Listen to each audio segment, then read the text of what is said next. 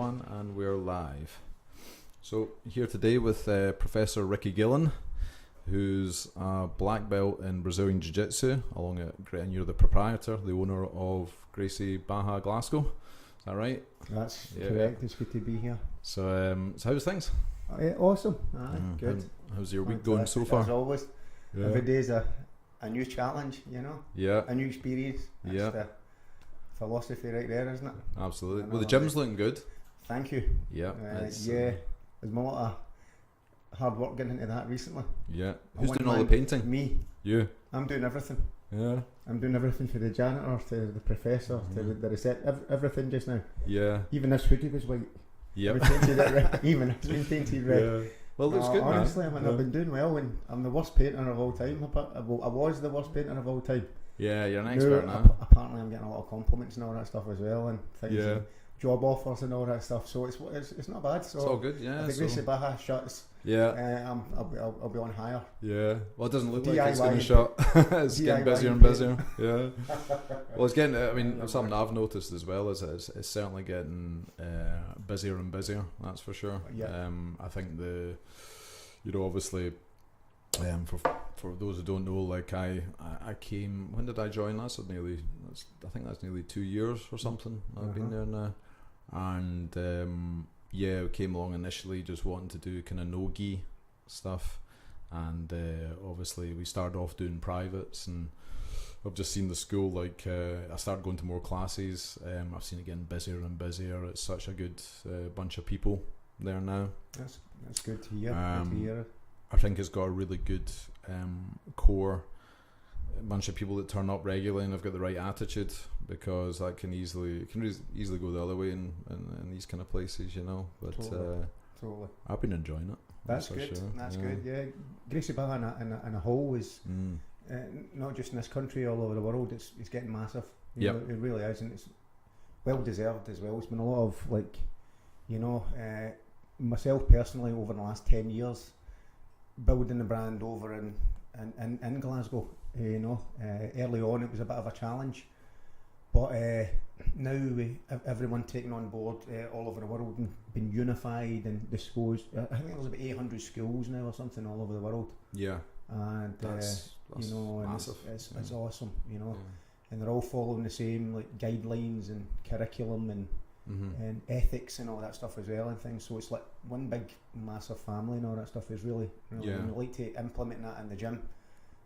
Coming for my own family that built the gym in the first place, and Gracie Barra go together in there, so I hope that comes across when people come in. It's not like what we'd say is like in the old days we call it like a fight gym.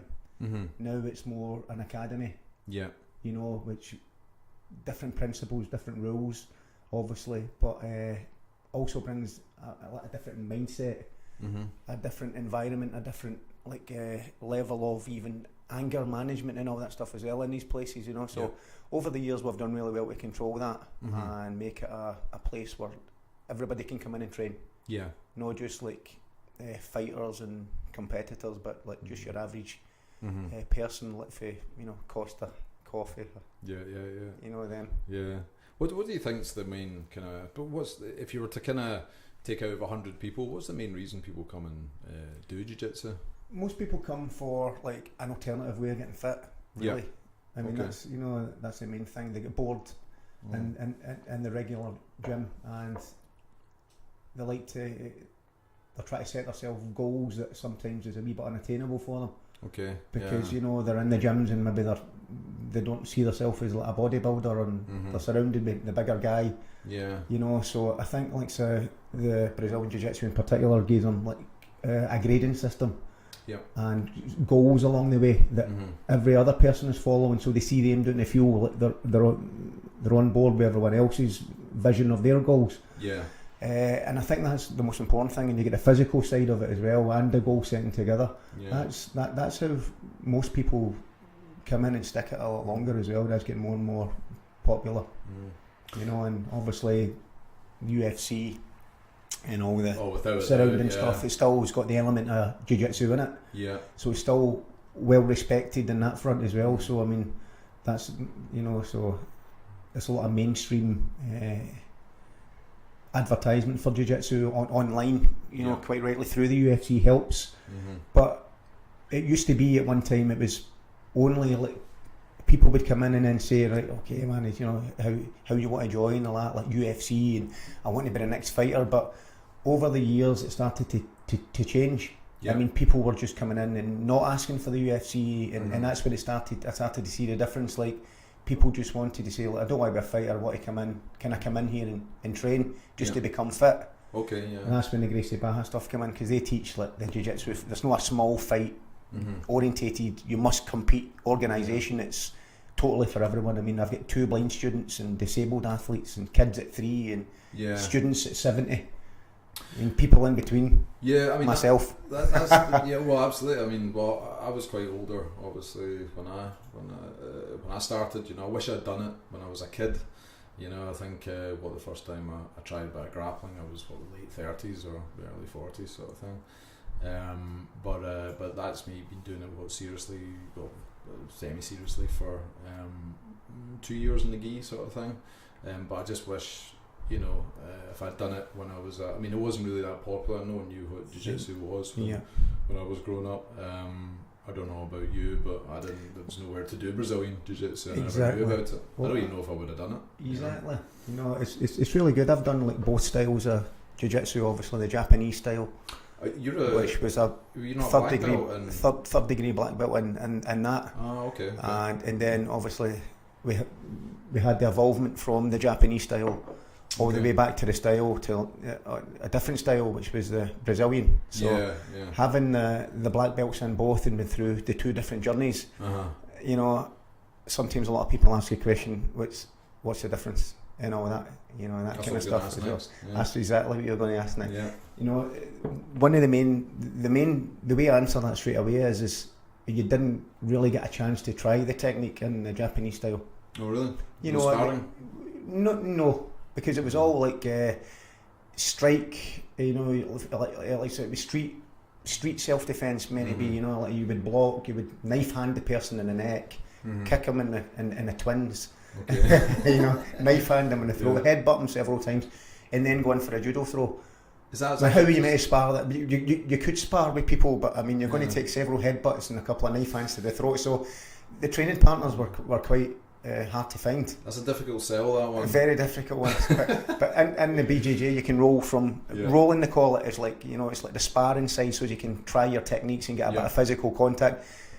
Even early doors, you can see your technique straight away developing. So you feel as if you can see it and you respect it and you feel as if you're improving. Yeah, that's the main difference as well. Yeah, and for anyone listening that's never tried jiu-jitsu, like I've never really been injured doing jiu-jitsu, you know, like you get little niggles and things like that, but I mean, at the end of the day, it is a martial art, it's a combat sport. But for me, I think it's one of the, I'd say it's safe to say it's one of the safer ones. Totally. I think the safe environment that's created is so important. Yeah. Also, you know, having someone there that can maybe look after the safety issues, control the ego a wee bit and all that stuff, because people, you know, sometimes when they first start rolling, they can't really control the chaos, which is normal. So having someone there to maybe, you know, because it does get a bit heated and quite, you know, at times sometimes as well, you know, so you if someone's there to control it on the mat, it keeps it safe. But I think most people injure themselves. Yep. You know, people come in and because they can't control that chaos, I was talking about they try and fight their way out of all sorts of positions. Well, that's it, yeah, because that's it, yeah, that's something that I noticed quite early on as well, was the difference between when you're rolling with somebody, when you're a white belt and you're rolling with somebody that's a higher belt above you kind of notice, because you're pretty close in at them, you notice how they're breathing, you notice how they're not like busting a sweat like you're doing, you know, sort of thing, because you're like, I'm getting mounted and all this, and you're like trying to explode out of it, and it's extremely tiring. You're not managing your energy correctly, and you notice, you know, as you go along, you realise that you have to get your ego in check. It's your ego that's, well, I think there's 2 things when you first start. Because when I first started, I didn't care about getting tapped out, you know, like I really genuinely didn't, because I'm like, well, I'm going to get tapped out hundreds and hundreds of times. But it's also that kind of stress. I think for a lot of people, there's maybe quite a lot of stress of having somebody controlling them, and in their brain, they're like, well, you know, this is quite stressful, if you know what I mean, and your reaction is get them off me. It can feel suffocating. All these sort of things can be quite stressful. So I think there's two things there that are really they're really kind of on, especially in the kind of lower grades, the people that are new to it, they've got to get in check quite quickly. And if they don't, it's it's not going to be a good time for them. Totally. I think that what it is really is you have to, like, when you're learning a technique, it's hard to piece it together. You know, because it's quite a clever martial art. You know, they call it the human chess match. Oh, so you're so addictive. And when you see the technique and you're trying to piece it together, when you start rolling early, all of a sudden the pace is really fast, and you don't get time for your brain to realise what's going on. So that's the chaos side of it. Yeah. But to stop yourself getting injured, but eventually, if you stick it, and you'll get the idea of you need to accept the bad positions and think about what you've been taught in the class, and force yourself to try and listen to what you've been taught and work your way out of it, and just accept the bad position rather than try to battle everything that's coming in and you've not got the technique. And that's how most injuries start. Again, it's all dealing with the chaos, and that's the difference you see when a white belt rolls with a blue. He's been there a wee bit, he's dealt with the chaos a lot longer, and now he's been able to relax in those positions and think, and it's like now you're rolling with a waterbed as opposed to a wardrobe. Yep, that's it. You're trying to push a wardrobe off with white belts, and all of a sudden the guy becomes a waterbed and he's moving, and you know, and so you just that's one of the main benefits of like outside the jiu-jitsu, and that's how a lot of other people come, and they stick it, not just through sometimes a lot of the technique, anger management, and the stuff maybe outside in their office or in their relationships or anything at all. The benefits on the mat can really help them outside the academy as well, and that's an important factor as well. So someone's got a really annoying boss or something like that. A really annoying boss, they can sit and think, you know, you might be, you know, you're putting me under pressure, but I can see a triangle coming on, but I can't use it. Yeah. But I'll just keep it inside, and then I'll just go to my class and have a good training session to get it out of my system instead. Picture my boss's face on them. Exactly. Sometimes, you know. I think it's quite cathartic that way as well, because I think a lot of people, they don't have an outlet for stress. You know, they might have a stressful job, there's things in their head that they think are stressful, but I think when you go and you do a bit of sparring and someone's, you know, you've got someone all over you, you're trying to manage that, you know, your heart rate, all these kind of things, and the reality is that somebody's, you know, probably going to catch you in a submission, or they're trying to choke you out or armbar you or whatever it is. It kind of makes other things a little bit kind of like, alright, so I'm slightly late with a report or something that I've got to get in for work, you know. Am I really that stressed about it now? I'll just go and get it done, you know what I mean? And it's not these other things that you maybe thought were really stressful in your life, like they kind of pale in comparison, if you know what I mean. And the arguments with the missus. Yeah. As well, you know. Yeah, that's a good one, yeah. Calm down a wee bit, you know, and things like that as well. You know, for a lot of people, that's a lot of things that I get, especially from the females that come in. Oh, right, yeah. Oh, he's talking about, what's he been doing, and you know, get out of more of those classes. What was control your, you know. What was this? I was going to ask you about that actually. Was there's more and more females, isn't there, coming? But there's we've got a female only class. A female only class, okay. That's on a Friday at 6. It's my daughter Kimberly that runs that as well. Yeah. A lot of them come to the regular mixed classes out with that, but the women's only class is becoming like. I've heard it's really popular. It is excellent. It's really, really popular, and it's growing. It's growing by the week as well. It's great. It's great for their confidence, and you can see it. You know, you can see it already. Even though it's only running for about 6 weeks or something like that, 7 weeks as well. But Kimberly, she's doing an awesome job. We're really proud to have that as part of our curriculum. You know, along with the kids anti-bullying programs. You know, and that's a free thing that we do for the community and all that stuff as well. So brilliant. It's awesome. You know, I think. I've always said, like, I think since I've been doing it, I've always said that it just makes so much sense for kids to try jiu-jitsu. Yeah, I think it would solve not all problems, but it solves a lot of problems to do with, you know, I would say to do with bullying and humbling kids, you know, from an early age, because obviously, especially, you know, boys, you go through this stage, think you want to try yourself and beat people up and see how you fare and things like that. But when you go to a jiu-jitsu gym, you get it's a safe environment to kind of roll about and practice techniques and do these things. But there's always somebody that can tie you up in knots. Well, listen, it's important because although we do like the technique with the kids, and some of them have been coming for years. I mean, we've had some of them that started at 4, and some 16, 17-year-olds. And that's how long we've been about running. And some have stuck it. But the new ones come in all the time, and they come from different backgrounds and different things. But we've had great success with it because we spend time with them after each session. And it's always about a core value of like discipline and respect and things outside, helping in the house and being good at school. So it's always, and plus the bullies, not only do we help them handle the bully situation, which has been really successful, and we've had some really inspiring stories. Some of them's even been in the newspapers and all that stuff, and successful with the kids, But we also teach them not to be the bully, which is important. Yep. Especially when they become good at jiu-jitsu, because some of them you're doing jiu-jitsu since you've been 4, and you get to 10, you're going to be pretty good. You're going to be pretty good. So in a school environment, it's easy for those to forget and start to throw their weight about.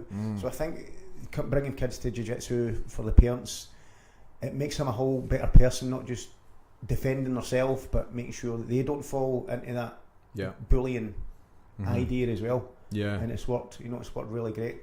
We always have wee helpers and all that. The young lads that come out and help with the actual program itself. They take part, role play and all that.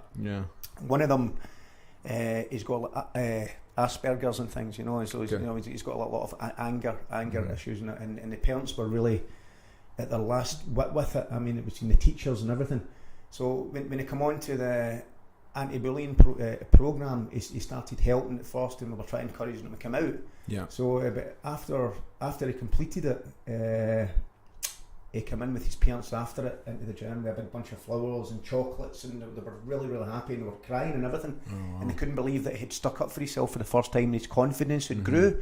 And the teachers had given him a certificate of excellence and all that stuff as well. And now he's in our academy as one of the main junior instructors for the anti-bullying program. Oh wow, that's amazing. That's the kind of inspiring. That's the kind of inspiring thing that happens. And you just know he's going to go. It's amazing. Yeah, he's just going to soar. He's awesome. Listen, he's went for leaps and bounds. He's amazing. Amazing character. Well, that was that's awesome. That was one of the stories. I think you hear that quite a lot. Like for George St. Pierre, for example, I think he was a victim of bullying. Yep. And then he got into karate and kind of like built his confidence up that way, and now it's, I mean, who'd mess with that guy, but totally, he's an ambassador. But he would never. You just know he ethics. Absolutely, amazing. You just know he would never ever get in a fight in the street. I just don't. I can't. He's not that kind of a guy. It's that chaos thing again, isn't it? He's learning it because everyone. I keep going on about it all the time. Everyone has it. It's how you deal with it. It can be when you hit your elbow against a coffee table, or when you're arguing with someone, or if you're getting tapped out in the mat, or you're getting bullied at school and things. That kind of thing. It's how you learn how to handle it and how you deal with it. That's the jiu-jitsu part. The technique, there's thousands. You know what I mean? You could do like a million techniques and never pull them off. But you could learn how to deal with that side of it, and you'll be a totally different person. Well, the ego's a huge thing, I think, but and it's not a bad thing. I don't think. Like, you need a bit of ego to want to win, but you also need to somehow keep it in check. So you've got that kind of balance. Good ego and bad ego. Yeah. That is. Yeah. There's both. Okay. Right. Yeah. The bad ego. You must have felt that before when you were coming up through the belts. Totally. Affid ego. Yeah. If everyone has got ego. There's different kinds. For me, there's two. The one obviously is egotistic person that learns to be. He's a. Especially in jiu-jitsu, we're talking about jiu-jitsu. So if he learns to be good at it, and he goes on outside and starts like, for instance, I had someone before, and somebody would be sitting in a bus, and the guy's back was turned to him, and he would choke him out. Oof. And that's ego. That's a dangerous game. Egotistic. Maybe coming into a class, with a belt on, say, blue belt coming through, black belt coming through, you know, that type of thing. Egotistic. Thankfully, I've not seen anyone like that along. There's nothing in that in the Gracie Barra at all, you know. So that's how we run that, you know. So thankful with the Gracie Barra stuff, it eliminates that with the rules and the regulations. Yeah. But in school, like say, you would have the egotistic guy, you know, the bully. So that's all the bad ego, and the bad ego sometimes. You kind of, if you're going to be like I trained like 11 MMA champions before and things, you know, people. I've done a few MMA fights, but the only ones that were ever winning then were the guys that had a bit of a bad ego, right? Because you need. What I'm saying is I had to train people to have a kind of an ego to win in an aggressive sport. Yep. So you do need it in that respect. So to be like, and that's how a lot of modern day MMA fighters are maybe quite aggressive because they need that to help them win. Yeah. The other side of ego is the ego where people think they're not good enough. Yeah. That's the other side of the ego where the person is like that. Oh, you know, I don't think I'm ready for that. I don't think I'm ready for this. That's the other side of the ego. That's the ego I concentrate on. I try and bring people that maybe that lack of confidence or they don't believe in themselves and try and bring it as a coach. That's how you know you're a real coach. When you can bring that side of the ego out in someone. It was so easy to teach the other one. Yeah. Because you get people coming in that are aggressive to learn martial arts, so it's easy to turn them into an aggressive fighter. Yeah, I remember. I remember chatting with you before, and I was saying, look, you know, if you wanted to win some MMA matches, you could literally get a guy, you know, an aggressive guy who's athletically, you know, built sort of thing. You know, you could teach them, you could train them hard for 6 months and put them in a cage, and the chances are they're probably going to win. If you know what I mean, if it's the right build, the right kind of aggressive nature about them. But it's not really what jiu-jitsu's about, if you know what I mean. It's look at weights as well. If you go to a gym and you see a guy that's built like a tank, he's going to have bad ego because he needs aggression to hit the weights. Whereas the other guy doesn't believe in himself, it's ego that's letting him down. A lot of the time he'll not have the anger to lift the heavier weights and push by the reps. That's what happens. That's the honest truth, you know. It's the same type of thing. It can backfire on you that as well. So a lot of people get injured, you know. They're trying to push too much in the bench press and stuff. It's not, luckily it's not a problem for me because I can't push much on the bench press at all. You know, it's like that. Bench press. I went to a flyman myself, but still. No, I mean, I don't. That's my least favourite exercise. I think most people like it. They do.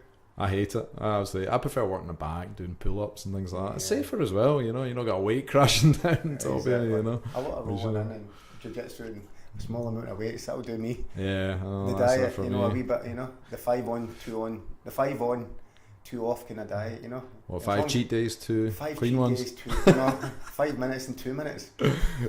5 minutes good, 2 minutes, anything. So but the ego thing is, you know, you do need it, and I think you don't need it. You know, it's how you handle it. But I think more importantly, the one where you don't believe in yourself, I think that's the most concern. Yeah, I think there's also the other end, doesn't it? People just hide away. People, the delusional, the ones that come in and go, I'm gonna be a cage fighting champion, or I'm gonna be a jiu-jitsu champion within 1 year, and you're just like, okay. Well, it's good to have that enthusiasm, but you know, it is good to have that enthusiasm, and because I had the MMA gym and the jiu-jitsu gym, and there were 2 different environments, one with the ego and one without it. It's hard for sometimes the people to come into an environment like our setup, and you know, they don't really stand out as much as they would in an aggressive gym. It doesn't really make sense to them because they line up and everyone's all equal, and there's no superstar, and they're all shaking hands, and it's all etiquette and technique that's all slowed down and all that stuff, and they're looking for something that's not there sometimes, that the fight and who they're going to be fighting next, and you know, and nobody's on board with it, and they get disillusioned, and they think, well, there's no point in being in a place like this because the guy's having to get the ego. But you know, what we're saying is we're trying to create the other side. They just don't realise, but that's, you know, so I need to use my ego then and say, well, that's with the programme, or else, you know, there's other places. Well, I guess that's the kind of thing that comes, I'm guessing it comes from the traditional Japanese side, because obviously Brazilian jiu-jitsu, like jiu-jitsu originated in Japan, I believe, and then it got taken over, the Gracies brought over to Brazil, but they still incorporated that, you know, obviously the belt system, respect, the, you know, the kind of rules and stuff like that, which is, I think, served it really well. I mean, you do. It's awesome. I've noticed recently, and I don't know if it's just the popularity of it, is this whole you know the MMA effect, but I've seen a few kind of disrespectful things going on in, I think, competitions like fights and stuff like that, which was quite surprising to me. But I guess it's like anything. MMA and was that no jiu-jitsu competitions, yeah. Right, yeah. MMA, I'd expect it. Yeah, jiu-jitsu, it's more, especially now. Especially now, yeah. There's more pressure. There's probably more money involved. There's more of a link between, I'd say, jiu-jitsu and MMA now, isn't there? Because I mean, no-gi in particular. Yeah. I think no-gi, you know, is very close to the MMA. Yeah. And a wee bit further away from the traditional roots of the Japanese style with the uniform. Yeah. And the Brazilian jiu-jitsu with the uniform. When you get the no-gi, it's more like American-based type thing as well, and they quite excel at it, so they can compete a lot early on in the grades. Yeah. Whereas with the gi and Brazilian jiu-jitsu, it takes a black, you know, up to a black belt level to get by your fundamentals to, for the first time, to start realising what's actually happening. So you know, so then it would make sense after that for them to maybe take the gi off and do no gi. Yeah. You know, so there's a difference. So it's a lot quicker, and then it brings a lot more aggression, and you know, and maybe people that's been in the UFC do the crossover and things. You know, so I mean that's one of the main concerns, I think, that's as far as the fighting side goes. It brings the more adrenaline and more like want to fight to win as opposed to want to try and outsmart the person with the gi, that type of, you know. Respect goes out the window a wee bit a lot of times. It's trash talking with the money comes into it, you know, because the guys are maybe like doing it full time and not getting paid much and things, and it's, and to the spectator it's boring. You know, it does sell sometimes to the jiu-jitsu itself, but you know, it's supposed to, it's in comparison to MMA, there's no strikes, so a lot of people, you know, so they try and make it as exciting as they can and things, you know, and sometimes it can be frustrating. I watched a little bit. I don't know if you've seen it, the sort of EBI, the Eddie Bravo Invitational tournament. It's the 5-person really matchups. Really quite exciting, really good, especially if you've done a bit of jiu-jitsu, you can understand what's going on, if you know what I mean. I like the format. I thought it was quite exciting, the sort of, you know, the knockout format, as in an KO, like as in the, you know, the winner stays on, if you know what I mean. So sometimes you would get one guy that would stay on and beat maybe, you know, 2 guys in a row, or maybe 3 guys in a row. And that was quite interesting because you got the different weight. Then you get like some guys 60 kilos going up against some guys 110. He's good for like raising the bar as far as the imagination goes, and try to get new things going. Yeah. Which hopefully, I would say that would be the thing that would maybe bring it closer to the Olympics. A team sport. Yeah, that's interesting. Yeah. Rather than just an individual, you know, there's a team Scotland, a team whatever, and then they were competing again. That would, for me, that would be better. That would be close. I think an individual Olympic Brazilian Jiu-Jitsu person is, you know, that's quite difficult. But the team thing, I think that, you know, maybe they're already doing it, maybe they're already pushing it behind the scenes to get it working, but it seems to be gaining more interest. Yeah. I mean, it can be with the right format. I think it can be a really good spectator sport.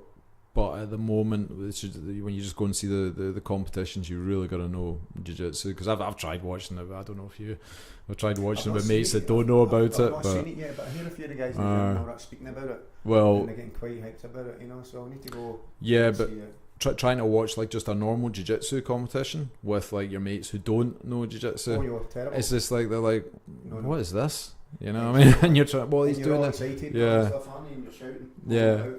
And they're like, why doesn't he just roll him over and then like strangle him? And you're just like, oh, right. They're not interested.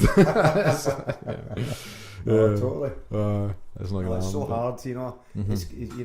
It's when someone doesn't know anything about jiu-jitsu trying to explain it. Yeah. You know, it's there's so many details, and there's, you know, and you can, you know, they have to be into it a wee bit, you know. Even when the people join the gym, we give out the free intro lesson, which they come into the gym, and the reason we do that a lot of the time is to say to them, you know, I mean, you need to come back and give it a try. But a lot of them, if they don't like it, well, there's probably no point in joining, you know. And it's quite, because you say, well, it's that, you know, you have to be like into it and give it a chance before it starts to, you know. Yeah. So explaining to a complete novice that's not interested in it, you're probably going to yourself, you know, they just switch off. Yeah. Like that, you know, their mind's away somewhere else. Quite, you know, and all that, you know. You get kind of funny responses, and I some of them I just don't understand. You know, you get people like what. You know, especially guys, they like to pull out the old rolling about with other guys. Nah, you're all right, mate. Totally. You're like, well, okay, well. The only respect the biggest thing that I've seen over the years is through people that don't really know much about it, that's became to ask questions about it in a positive way. Is people that would say, you know, I was speaking to, does a big guy Eddie train with you? It's like, oh yeah, and they're like that. Unbelievable difference in that guy's manner and personality and all that stuff as well. Unbelievable. What's he been doing, and then they come along and join it through that. Yeah. And I think that's a perfect example of people can see people leading. If you're going to promote jiu-jitsu, you need to lead by example. Yeah. Yeah, exactly. Well, that's how I found out about your gym. Was I was actually out on a night out, and it was after work. It was, you know, a couple of years ago. And I was in an MMA gym at the time, but I'd kind of, you know, stopped because I had problems with my back and things like that. But I wanted to get back into and just learn jiu-jitsu. But I was out on a night out, and one of your students was out. It was a big Viking guy. I won't mention his name, sort of thing, but the big Viking, you'll know who it is. And really nice big guy. And I remember just chatting away to him, and he was like, oh, I do jiu-jitsu and all this kind of stuff. And I was like, all right, what sort of chokes you like using? And he was like, and then he showed me an Ezekiel choke, because we were standing up. So like, it was just a typical thing. You've had a few drinks, and you're like, oh yeah, show us that choke. And I was like, that's really good. And he was like, get yourself along to Gracie Baja, mate. It's really good. And that's when obviously I came in, met yourself, and then, you know, and just started training from there. But that's all. You have to see the setup for yourself is unbelievable, and we're really proud of it. Yeah, it's getting people in. You know, it's when people come through at the door and they see it and that stuff as well. It's unbelievable. Yeah, I like the new room up the top as well. A real kind of focused room. Work in progress as well. It's going well, isn't it? There's a lot more. Nice. There's a lot more coming. There's loads. There's loads coming. A total revamp of the actual place as well. So it's amazing inside and out. I've never been so excited about it. It's awesome. You know. Well, you must have seen a big difference in the demand as well for jiu-jitsu over the years, because when was it it's easier to get it across now, because when we were first there, people came in and they didn't know what it was. They didn't know anything. It really, you know, it was only a wee bit of like UFC, and I was an MMA gym. And well, how long has that been there for? 10 years. What 9 years, that one. Under the bridge? Yeah. Oh, when there 9 years. 9 years, and before that we were 2 years in the back door of the garage nightclub down the stair for about a year and a half, 2 years. And before that, we were a year and a half in Central Station above the China Sea restaurant. Oh, really? You had to climb 5 flights of stairs. That's the warm-up right there. Listen, that's what, wait a minute though. To get to the 2 flights of stairs, they would take you to the actual gym. Yeah. And it was right above a Chinese restaurant. Okay. You know, so...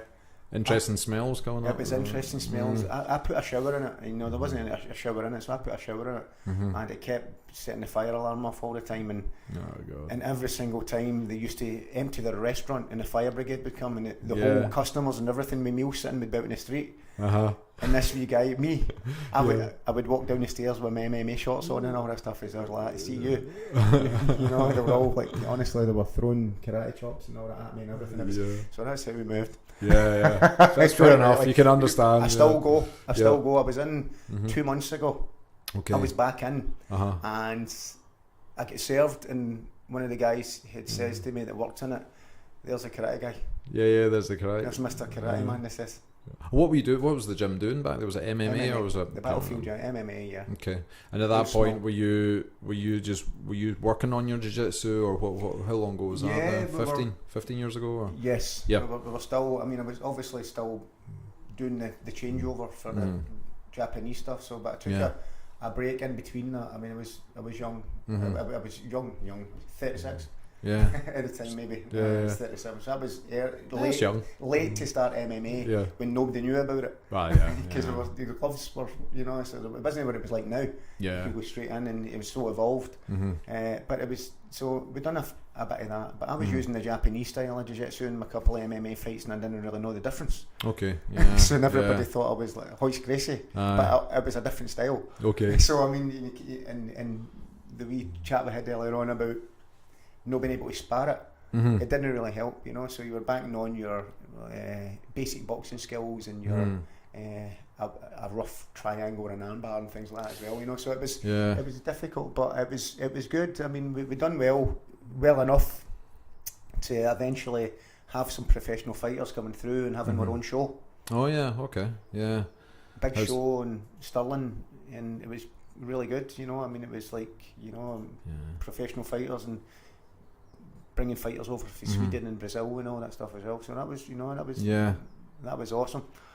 Started to surround myself with an MMA fight team, maybe 20 guys or something at a time. Okay, yeah. It was really good. Yeah. But the only difference after that was a wee bit as it was getting harder and harder for just the average guy to come and train with us anymore. Yeah. Because it was all fighters. And that comes back to what you were saying before. And I lost the values that I had in my Japanese stuff. Because I was a coach. I've been a coach for like 30 odd years. I was always inspired to bring people through. That was my role. That's why I'm here. You know, that was the gift you get of coming through and helping people. You know, you fit into roles really well. So it was kind of coming away from that a wee bit as well, which was getting a wee bit of a concern. And that's how obviously we changed back, to the Gracie Baja when it came along. Yeah, which was a great opportunity for me. Yeah, to get, because, you know, it was the good news was when I was in the MMA, it was an evolvement. I mean, no disrespect to the Japanese style, but I knew that there was an evolvement, and I had to make the evolvement. So my evolvement was doing the MMA stuff and coming through that. Yeah. So it was good in that respect, but you know, it was Gracie Baja was a perfect opportunity to have both, because it was so high level. We still had the MMA fighters.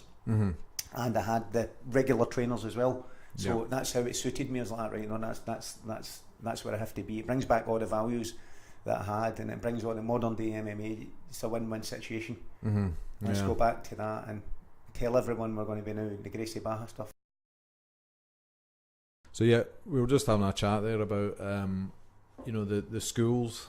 Obviously, well, we're getting a quick coffee break, but having either, you know, when you have the kind of the focus being on competition and the focus being on, you know, self-improvement or learning jiu-jitsu sort of thing, it's difficult. It's like oil and water, isn't it?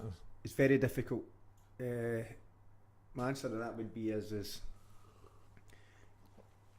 in jiu-jitsu, don't train specifically just to be a competitor. Train to become a black belt and do competitions along the way. Yeah. Yeah. Because that's the goal at the end of the day. That's, for me, the black belt is what inspires you every day. That sets a goal for you. If you ask, like, what are you actually training for, what are you actually doing with your time, where are you going to go? Yeah. Well, what else would you say except for, I want to be a black belt? Because, you know, you're just going to train, and there's not maybe any foreseeable acknowledgement of your vision at the end. The black belt will provide that. Yes. So you wake up every day and you say, I know how I'm going. I'm going because I want to become a black belt. You know, it's going to be hard, and it's going to be like a journey, and you don't know how good you're going to be on the time and how many competitions you've done. But I think the problem is people forget that, and they compete, and then they keep competing, and then they keep competing, and then all of a sudden they lose the value of why they're actually doing it in the first place. That's, you know, that it can provide that mission for you. Like, you know, one of the sayings is, you know, it feels awesome to have a Brazilian Jiu-Jitsu black belt. It really does. It feels great. Only for the simple reason it's self-satisfaction. It feels great because I started as low level and worked my way through to another black belt, you know, or for someone for the first time as a white belt, they get themselves a black belt. It's their fulfillment of their journey. So it's self-satisfaction. It doesn't mean that they can tap everyone else, and sometimes even tap out blue belts or purple belts that are like the superior genetically, nothing to do with that. Yeah. Doesn't make you better than anybody else, but it makes you a better person than you used to be. That's the most important thing about a black belt, and I think people don't realise that. They stick it, and they go for the competition, and it becomes too much of a battle of they want to compete and they feel as if they're not ready for the next stage or the next level. So I would say that when you join a jiu-jitsu academy, very early on, your instructors or the people round about you and yourself, you've really got to vision yourself as potentially having that black belt round your waist in the given time. Again, if you don't, we probably need to have a talk, another chat, a longer chat about why you don't think that, and maybe have a bit of problem with your ego, believing that you're not going to get there again. That's I've done martial arts all my life since I've been 5, and I've always had black belts.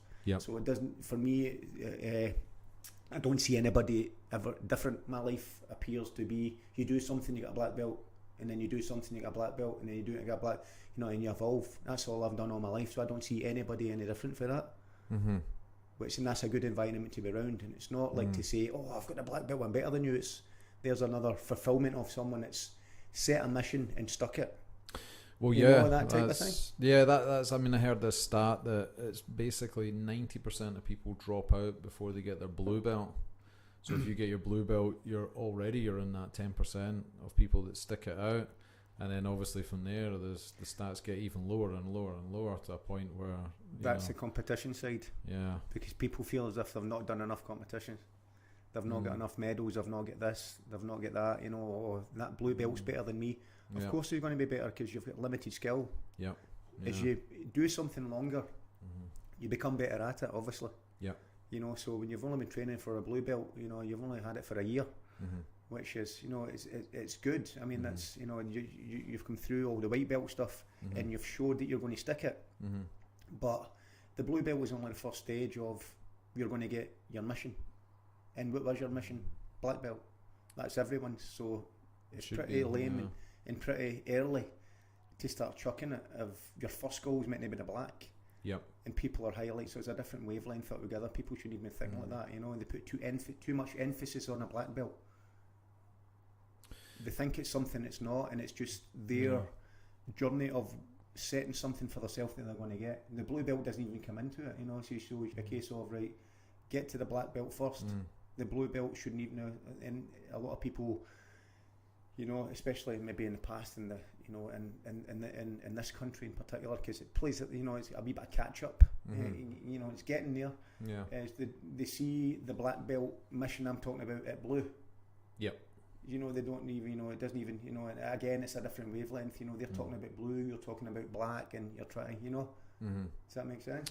Yeah, you said that to me. You had a chat similar to me, because I was feeling a little bit, because obviously I've not competed yet, and I felt I'd gone through my white belt. I was wanting to compete, but quite a few people kind of had said to me, wait until you're a blue before you think about competing. Go and compete if you want when you're a white, but most of the people I saw that were white and went and competed got injured because everyone's flying, and I kind of got that feeling as well. I thought, well, if this is how people white belts are with each other in sparring, in a competition, times that by 10, exactly. The chances you getting injured. I mean, and I'm thinking, right, I was thinking again, right, well, what is my part? Why am I putting so much pressure on myself to go and do a competition?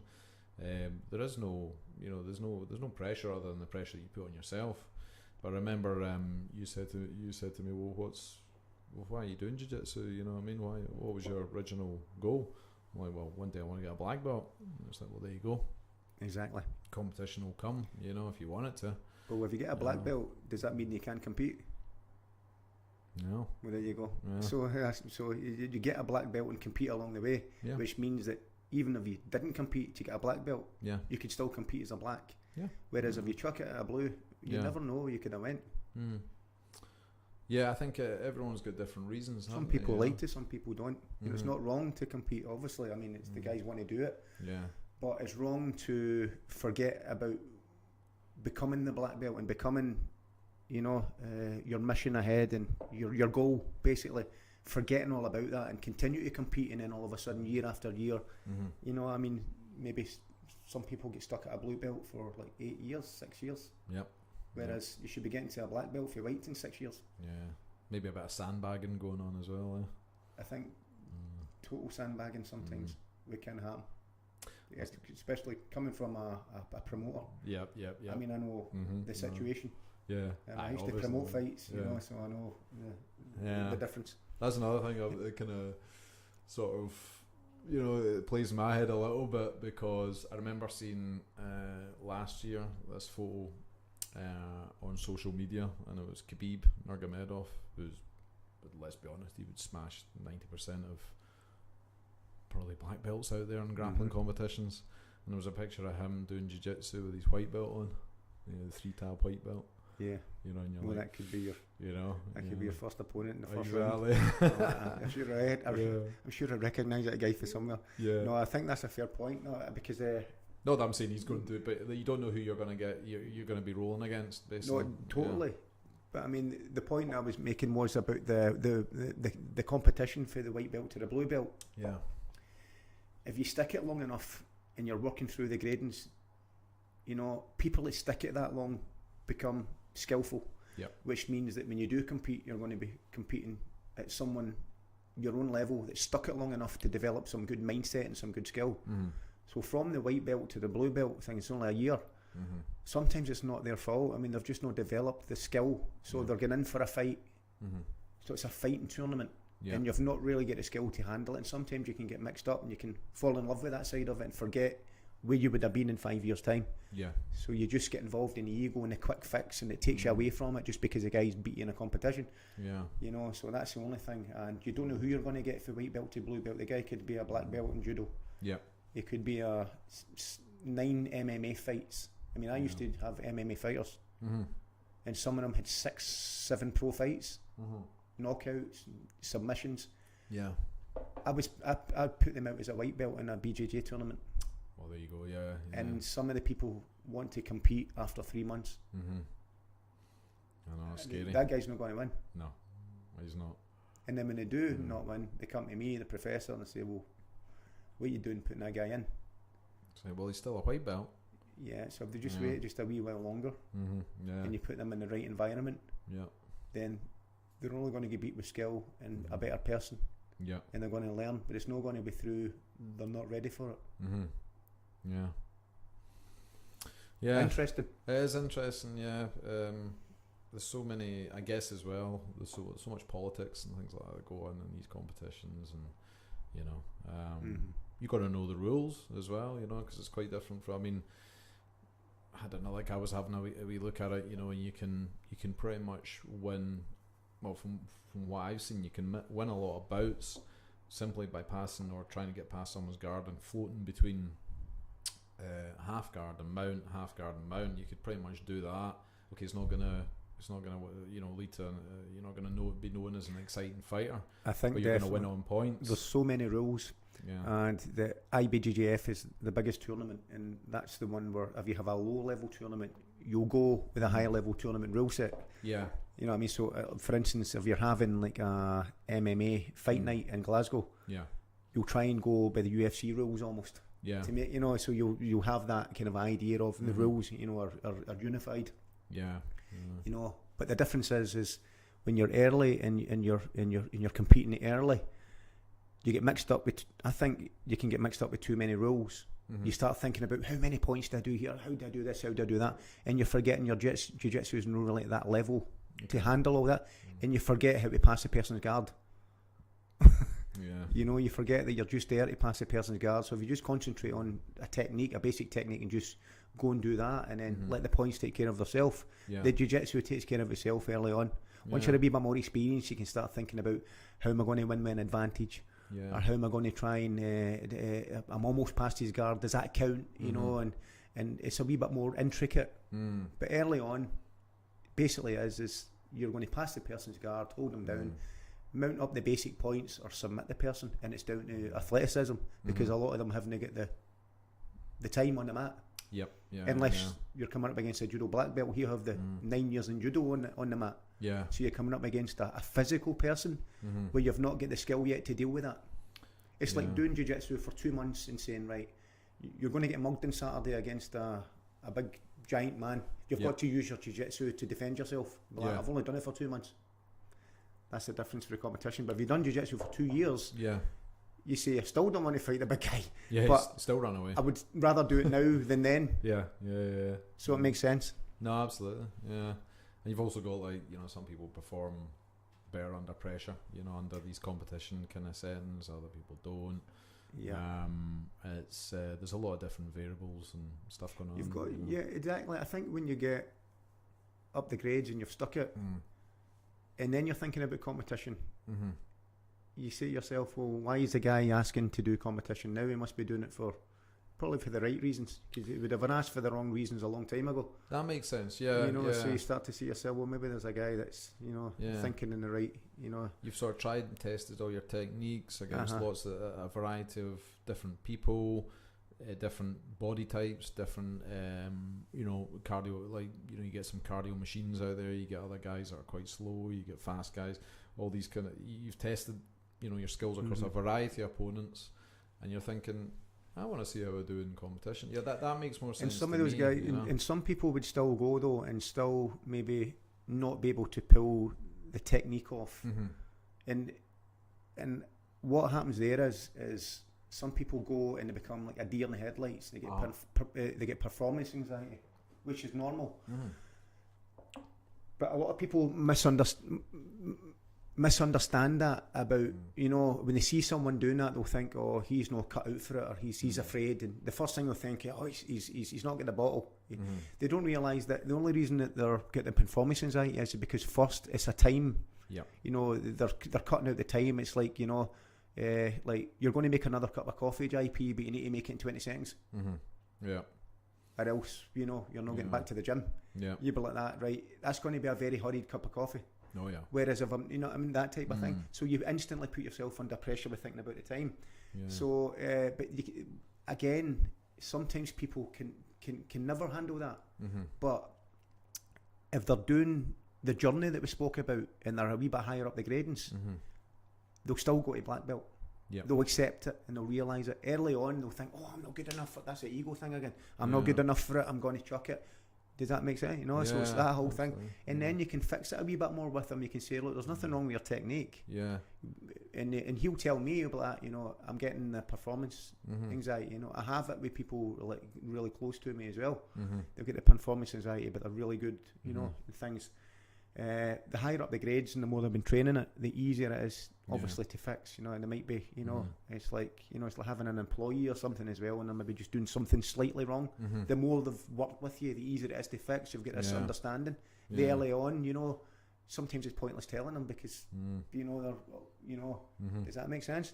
That's what competition's for. It's you know, you get the absolute the guys that are killers in the gym, you know, on the mats, you know, when they're just in a normal environment, but when it comes to kind of actually competing on the day, they get nervous, they get that ego thing that you're talking about, you know, the one that you can't keep in check or whatever. They think the doubts creep into their mind and things like that, you know. And do you know who that person is, JP? The person that doesn't believe is going to become a black belt. Yep. Yeah, that makes sense. Yeah. Because he's not got any other vision. He's not thinking about anything else. He's not even thinking about like what his mission is. He's not even thinking about becoming a black, regardless. Because whether he wins or whether he loses, he still wakes up the next day with the same vision. Well, I'm going back to the gym to get a black belt. But if they're not thinking about that, what happens when they wake up the next day? I know. Who are they blaming? Who are they going to blame? I'll go to the next instructor. He'll be the spirit him. He should tell you the same. Well, you're going to become a black belt. You know, go to the next guy and then the next guy. You know, one of these people who just go about gyms, so hoping for a different result. I mean, I've done like competitions as well. You know, I mean, I've been more like the coaching side and building it, and thankfully for everyone else around about, I did. You know, especially with the Gracie Baja the way it is. I mean, that's proved that was the right decision. But I've done one, and you know, I've not done one at black yet, right enough as well. I mean, but if it does come across, then if I was feeling up for it, then I would by all means do it. But at the same time, it's the same idea. You get your black belt, you can compete at any time. But never not putting yourself under pressure to compete makes you want to compete more. and it's a realisation that, especially now, I've got a black belt on the mantelpiece and I've earned it. Yeah. Because I was better than I used to be. That's the whole difference. And that's a great feeling. Yeah. Must be a great feeling when you get that black belt. Well, it is a great feeling. It's the self-satisfaction. It's what somebody says, you know, a millionaire is good, but a BJJ black belt millionaire is better. Yeah. It definitely makes sense. Because the guy had been in the millionaire's house and he was trying to show him all his stuff. Like, you know, his helicopter certificates or whatever it was, you know what I mean? The things, and the only certificate he had on his mantelpiece was his BJJ black belt certificate, and that's the one that meant more than anything. So it must be special. And that's quite inspiring. When I heard that story, I was like, right, that means a lot to that guy. And he'd never competed, but he was a millionaire. But he still had the certificate up on the wall, and that's what it meant more to him than anything. And you know, I would say that balanced a lot of his decisions outside. It's a powerful thing if you use it right. Yeah. But you need to know what you're using it for. You need to. It's hard. I think it's hard for anybody motivating themselves. Motivation and passion. I'm not saying it doesn't exist, but I'm passionate about this. I'm motivated about this. Speak to me in 3 months, and not many of the people are still passionate and motivated. Yep. But tell me you're going to become a black belt in 3 months' time. You say, "What's your mission?" And be like, "Is it changed?" No, I'm still going. You know, so that sets the tone for your mission. That's the only thing. Yeah, you get all the people. It could do 100 competitions in that time, but for me, it doesn't matter. You're like, when you got your black belt, I've won this medal, Rick. I've won that belt. I mean. And the Gracie Barra stuff, well, won that much medals doing there, you could cover the full gym, you couldn't even see the mats. Yeah. But the difference is we're getting black belts through and anti-bullying kids and people changing their lives, mannerisms and all that stuff as well. And that is the guys that are, you know, coming through. You see the same in like business and stuff like that as well. You get people that come up with this amazing idea and they're all full of energy about it, and they're like, "Oh, this is it. You know, I'm gonna do it," and blah blah blah. And they talk and all that. You know, they build it up, and then the reality is that in weeks or months go by, your kind of enthusiasm for it is gonna fade a bit. So that's where you were talking about the passion and things like that. If that's still there, and in 6 months' time they've got the same mindset, then the chances are they're going to make that business idea work. It's going to be a success because you need that energy and you need that drive going forward. And if you've not got that, there's so many passionate white belts. Yep. There's no shortage of them. Yeah. There's loads of them. Yeah. The passion is there. Yeah. Right. And then I'm passionate about jiu-jitsu. It's part of my life. Unfortunately, what's happening there is they're getting addicted to it, which is pretty good. Yeah. But it's still no passion. Yeah. I've already said what the passion is. The black belt. Yeah. So if a guy wins 100 medals and he comes to me and I'm sitting there with a black belt on, doesn't matter how many medals he's won. Yeah. I've got more passion in him because I've got the black belt. If he gets the black belt with the medals and the passion, then that's just been part of his journey. But we're still both passionate. Yeah. He's proved it because he's got the first sign of passion. Yeah. Well, I think I definitely got a bit addicted to it last year. They can become addicted. Because it's new. It's a new hobby. Yeah. Oh, yes, this is a new book. Wait a minute. Yeah. It's not a lot of people finish it. Yeah. And you go back and watch. I mean, I was going back and I was watching, doing the old watching techniques on YouTube and going and watching competitions and watching this and going back and trying things the next day and thinking, oh, with that, and you go to bed at night thinking about it and thinking, oh, what if I did this or put that? I wonder if that would work. And sometimes you get these little eureka moments and you think you've solved something. Yeah. And then you go and try it out in the man. It's like, nah, doesn't work. Totally. It's just totally. It's funny. And no, it's definitely it's highly addictive. It's good, and I suppose it's highly addictive. There's worse things in life to be addicted to. Oh, absolutely. Yeah. Isn't there? Yeah. And even the young kids again, get back to them. Yeah. I mean, it's like the way we're getting with the parents now is thank God he's in the class. You're like, why? Is he in trouble? You're like, no. Been on a computer for 5 hours every night. Yeah. This is the first time. Now that's a different thing, but it's still breaking up the, Yeah. Addictive. So he's addicted to the jiu-jitsu now instead of the computer, even at that young age. So that's a good thing. Yep. You know what I mean? You can get addicted to jiu-jitsu. I would say it's awesome, but don't misunderstand it long term for your real mission. Yeah. No, I think that's... But they're both good. I think that's, I think you need to be addicted to get passionate, that's definitely something to keep yourself in check. You know, I've not had a great start to the year jiu-jitsu wise. You know, in other words, I've not been getting in as much rolling as I would like to. Because you remember last year we were on a roll at one point. You know, excuse the pun, but we're like I was coming. It was constant, wasn't it? Yeah, it was like that. Remember that Kato and Peter Sellers? Yeah. The wee guy used to hide behind the cupboard and all that, and the guy would, and then you come into your house and there'd be like that outside the like, right, we're rolling. Yeah, oh, it's brilliant. Like, but it's like you say, it's so addictive, and you just, and there's like for me that's it wasn't causing any. I mean, that was a big concern about me as well, was my back, because I've been played with sort of lower back issues before. Everyone's like, oh, you're going to do jiu-jitsu, bye back, you know. Absolutely not. It wasn't the case for me. Well, touch wood, so far is I've not, the only issues I've had with my back is when I started throwing in some heavy weights recently, and that's what I'm going to change though. I'm getting back into the regular rolling. I'm cutting down on the heavy squats and deadlifts, if not eliminating them out from any kind of strength routine, because I wanna be able to roll, you know, 4, 5, 6, 7, 8 times a week like I was before. I was really enjoying it, and what a difference it makes to your cardio. Listen, I swear to God, see if you can do that. See if you value that in a month. Yeah, the feeling you get in a month's time with doing that is awesome, isn't it? Yeah, absolutely. Yeah, and it's like, you know, it's a difference when you're sparring. It's good that you're trying to balance that out though, and find out what it is. Because it can become strenuous, especially with all the posturing and all that on top of the weights and things, you know. That's the thing. Well, especially the way we were sparring, it's quite, you know, it was a good level. So we were doing a lot of standing, advanced passing and all that stuff. It does put a lot of good posture, which is, you know, which sometimes strenuous. You need it, but I mean, you know, it puts a big toll on your lower, your back, your hamstrings, all these things that stabilise the hinge of your hips. But it is tough, and a lot of the time I just, to be honest with you, that's why I quite like playing bomb game, because I can't be bothered with the bars. I'm just being honest, you know. But I need to get a code to pass your guard now. Wish that was the case, but it's certainly something when you train regularly, and you get in that kind of flow of going, you know, 4, 5, 6, 7, 8 to you, because we built. I remember building it up, because when I first started coming along, it was like, oh, I'll try for 2 or 3 sessions a week, you know, and then the next week went past. I think I'll add in another session, 4 sessions. Then I'll come to the open mat on a Saturday. I was like, oh, I can do 5 sessions. Then before you know it, you're rolling every day, you know, and firing all cylinders. Yeah, apart from a Sunday. You come on so much the way. Oh, totally. Yeah, and it's one of those. Good to see. That's the thing. You know, I can see everyone's improvement for the day they first started.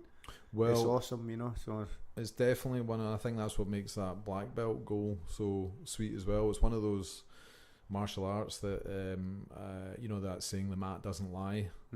You know, there's never a truer saying than that in jiu-jitsu. True, you have to earn the belts. There's no other way. There is no other way. Exactly. But remember, earning it for ourselves is the most important thing. Yeah. That's the problem with some of the guys. They earn it. They try to earn it for someone else. Yeah. And they're straight on like, look, I got a blue belt, and the guy's like, I've tapped you 5 times. But that guy doesn't realise you would probably still tap him at black belt even. Yeah. But it's where he's came, you know. That reinforces your passion for it. It really does. And it makes your jiu-jitsu a whole lot better when you can take the pressure off yourself. Yeah. Try stuff, and so when we roll in, you get a chance to really open up and work techniques. Doing my silly, whereas maybe in an environment, yes, that as well. It never works. Rolling bellows. No, but it's fun though. The main thing is I enjoy it. You know, that's for me. That's if you can find. I mean, think of the amount of people out there. Enjoyment's the most important thing. You can't, you know. I mean, it's like you know, it's like a business for me as well. I mean, because I'm not a joiner. I'm a martial arts instructor. You know, I've chosen that path, obviously. You know, but I mean, I think people forget that about you though, because you know, you get people obviously who want to roll with you all the time. If you know what I mean, they're like, oh, can I roll with Ricky and things 8 like hours that. a day, and then the classes tonight they come in for work. Like, you want to roll? You're like, yeah, okay. Well, I'll come to your work and ask you to do another 2 hours in your work. You're like, no, you know, because they don't know if you've rolled 5 or 6 hours that day. You know, you just don't know. Exactly, and it's all the organisation, and obviously, you know, when you need to put food on the table as well. Adds pressure to something. You know, you need to be good at it. You know well, what I mean? if you get injured or something rolling with the wrong person as well, you know, somebody does explodes out or something, or does something erratic and injures you, or because you know what it's like with a lot of white belts, and you know they can get, you know, they can be quite sporadic, and then you catch an elbow and things like that, you know. Thankfully, definitely. Thankfully, when you're a professional and you know the score about running a gym, the only thing you're doing really is what you should be doing is creating a really great training environment for everybody to help them learn. Yeah. You know, so for those guys, I mean, the technique is issued by Gracie Barra. We get the techniques all the time. We teach all over the world, so you don't need to, you know, you don't need like someone going in and proving to them how good they are to make them better. You need someone that's running a great gym with a great environment. Yeah. And he's got the heartbeat in the place to inspire everybody to keep the classes running all the time, to give them somewhere to train and create that. That's the most important thing. Yeah, yeah. You know, so that's the main role in there, is keeping the energy up, because when the guys coming in and at night and coming on the mat and saying, right guys, come on, let's go, let's line up, let's do our stuff. After you've been rolling all day, is much, you know, rather than having someone jumping on the mat with them because there's a superstar in the class. Rolling with him, forgetting about everyone else. You know, I wouldn't train with that guy. But well, that's his journey to black belt right there. There's nothing to do with mine. You know, so it's having the balance as well. But again, people understand the more they train, the more physical it becomes on them, and then start to realise the older they get as well. You're like, oh wait a minute, you know, everything in life. Yep, that's it. Yeah. You know, but it's the, you know, I'm just thankful with the way it came about in the first place, because you know I may have took, especially early on with the gym, I maybe have took like other directions, and you know what I mean, instead of maybe thinking about opening a gym in the first place, which has now become the Gracie Barra stuff. Especially, you know, when you first want to try and do, there's not many people make martial arts a successful business for themselves. Yep. You know, that's hard with people, especially when I had a job at the time, and I was like a manager in it, and you have to tell your family you're following your passion at the time, and you're going and opening a gym, and you're going to, you're like, right, it's a difficult what happens to the what happens to the bills, and what happens to this, and what happens to, are you sure? And you're not going to, you know, and you're not going to, so that was it's a risk. That was inspired, but I've always been inspired with people that says that I couldn't do something. I mean, that's another. That's, you know, I think a lot of people are like that the way. You know, I mean, if somebody says you're not going to do it, I mean, you don't go crazy with it, but if it's within your means, it kind of says, well, you know what, wait a minute, you know what I mean, that's negative, you know what I mean, I'm going to turn that into a positive, and it becomes, you know, I'll show you sort of thing. You know, like, so everyone, I mean, even like the family.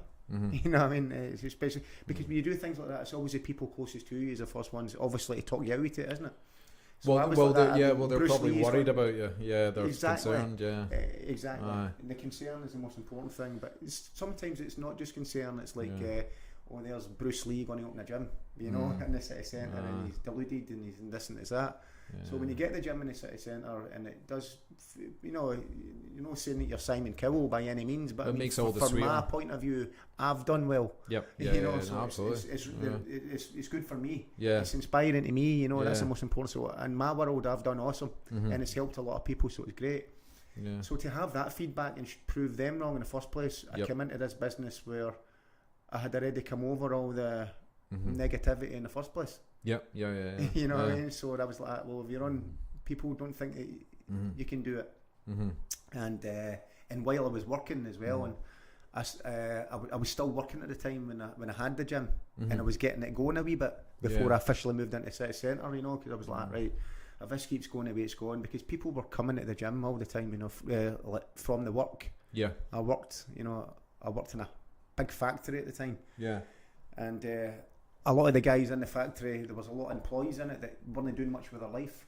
So when I went in there, it was awesome. They're like that, oh my God, man, this is great. There's a guy that running martial arts, a black belt, he's teaching martial arts, we can all go. Yeah. But it was one of these factories where they had like supervisors in it that kind of knew that the guys weren't doing much with their life.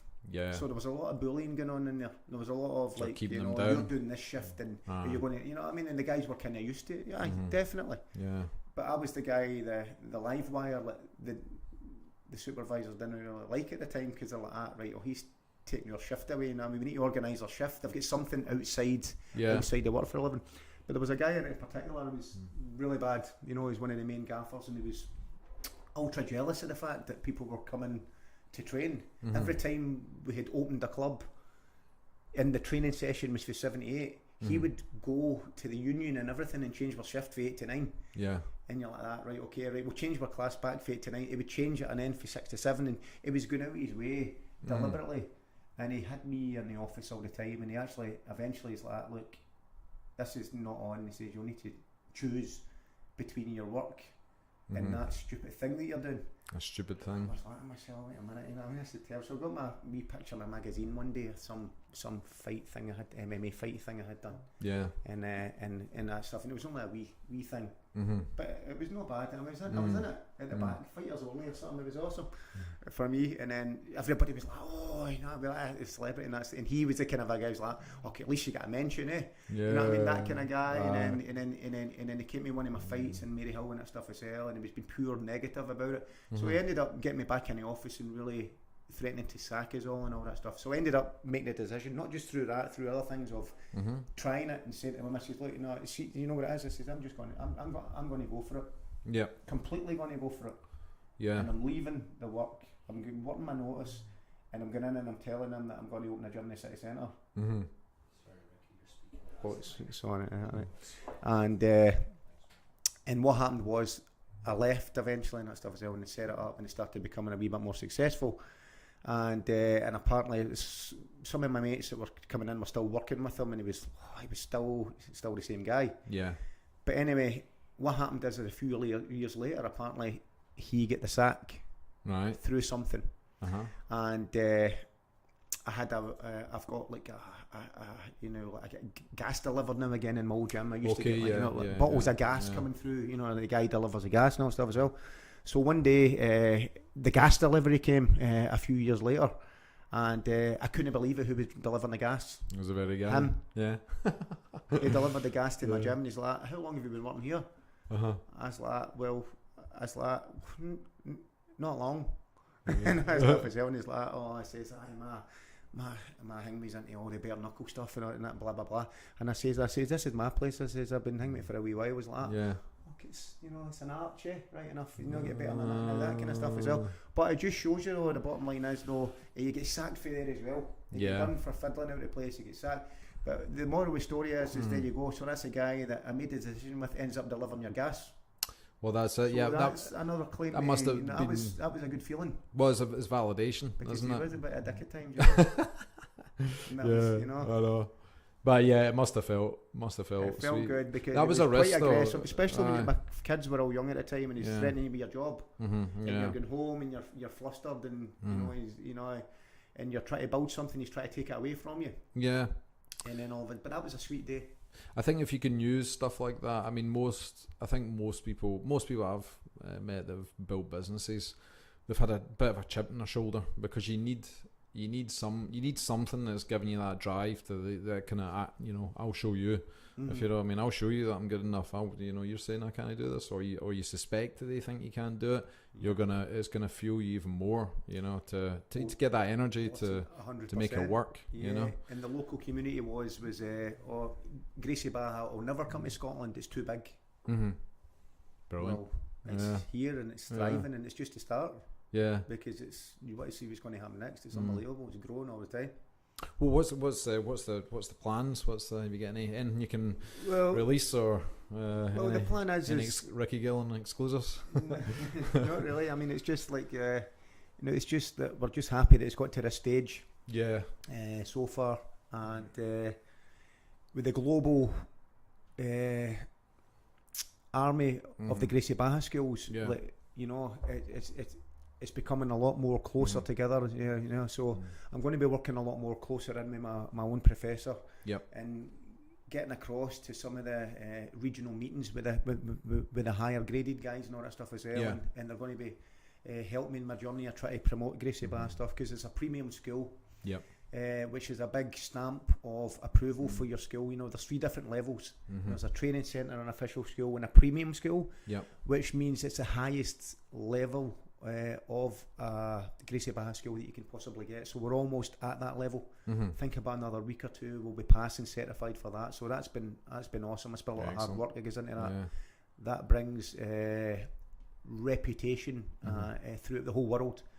So everywhere you go all over the world, everyone will see you as a premium school in this city. So it's absolutely brilliant, you know. And we're looking to spread it in Glasgow also now.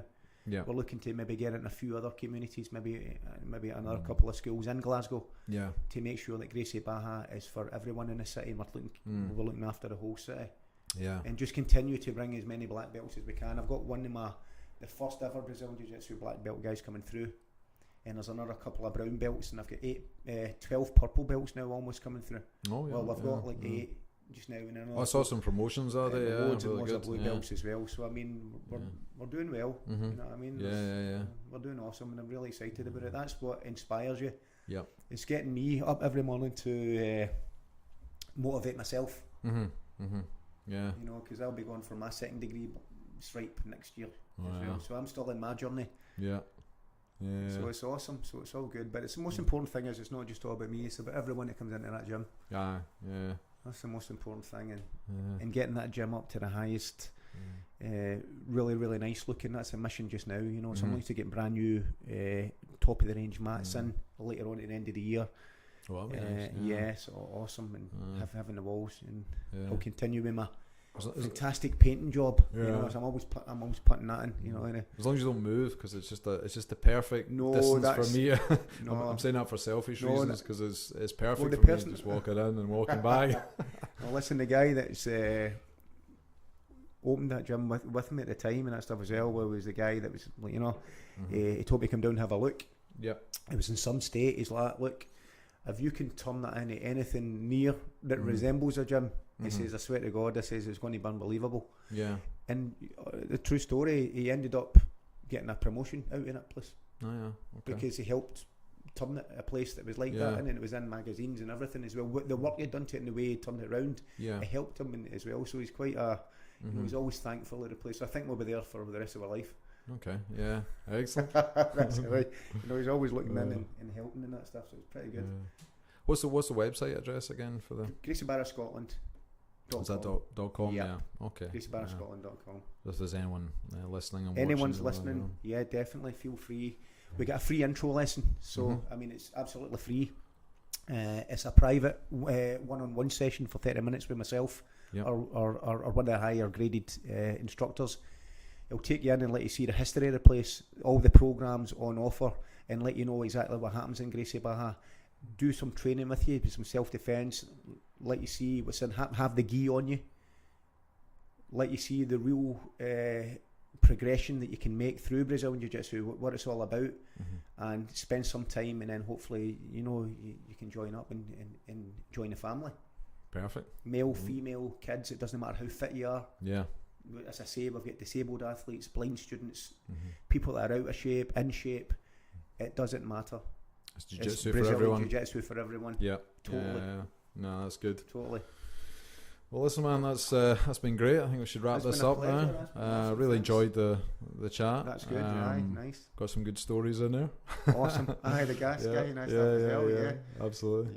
But, and the Viking and all that. There's a lot of good things in there, you know. Absolutely. I look forward to going rolling tonight. Definitely. You coming down?